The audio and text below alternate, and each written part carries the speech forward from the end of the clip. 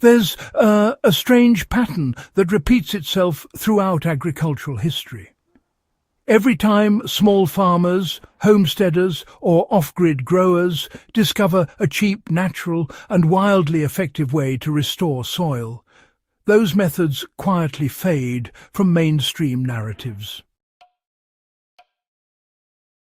The same thing happened after the Dust Bowl, during wartime farming pushes, and again during the industrial boom of the 1960s. The reason is straightforward. When plants can revive dead soil for free, entire industries built on fertilizers, soil conditioners, and chemical inputs lose their leverage. That's why a handful of soil-healing plants have been pushed to the margins, labelled invasive, discouraged or restricted, not because they're harmful to growers, but because they threaten profit structures. These 5 species deliver results so dramatic that anyone relying on chemical fixes would rather you didn't know they exist. Before diving into them, here is the 1-minute hook that keeps viewers locked in. When early 20th century farmers were rebuilding post-war land, government bulletins recommended specific soil repair species. These plants restored structure, added nutrients, strengthened microbial networks, and rebooted failing fields faster than chemical fertilizers of the era. The third plant is, well, a bit unpopular because it mines deep minerals, removing the need for purchased amendments. Comfrey is, without a doubt, one of the most nutrient-dense biomass producers on Earth. Its deep roots pull calcium, potassium, iron, silica and trace minerals from layers that most crops never reach. Once the leaves are cut and laid onto the soil, those minerals become available to surface plants. The frustration for the amendment industry is obvious. If comfrey is present, growers don't need to buy micronutrient blends in bulk. One practical method is to plant comfrey along the edges of your beds.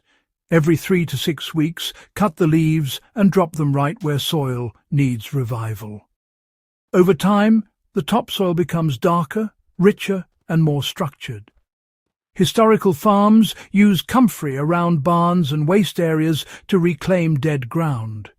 Its effectiveness today mirrors those same results. The fourth plant disrupts chemical sales because it suppresses soil diseases naturally. White mustard isn't just a cover crop, it's a biofumigation tool. When chopped and incorporated into soil, it releases compounds that suppress nematodes, fungal pathogens, and harmful microbes that tend to flourish in stressed dirt. Big Ag prefers growers to rely on chemical fumigants, fungicides, and sterilizers. Mustard bypasses all that. Applied properly, it resets soil that has been hit by repeated crop failures. A solid method is to grow mustard until early flowering, chop it finely, and work it lightly into the soil surface. Cover it for a week or two with a tarp to intensify the biofumigation process. This technique was used in post-war agricultural rebuilds to eliminate soil-borne disease cycles that chemicals couldn't fully break. The fifth plant is discouraged not because it causes harm, but because it maintains soil fertility year-round without external inputs. Winter rye is a biological stabilizer. Its roots feed soil microbes through the cold months when fields usually go dormant, preventing the microbial collapse that leads to dead soil. It also suppresses weeds, protects surface layers from erosion, and leaves behind organic matter that slowly transforms into stable carbon. This directly reduces dependency on synthetic conditioners and structure-building amendments. To apply it, sow rye immediately after clearing a bed and let it run until early spring. When it's time to plant, cut the rye down and leave the roots undisturbed. They'll decompose into an underground sponge that boosts water retention and microbial life. European farmers used this method when fields were forced into long, unproductive seasons, and the soil always rebounded stronger. These 5 plants threaten industries built on repeat purchases. They restore soil using biology, not bags, bottles or machines. And the more growers use them, the less dependent they become on outside inputs.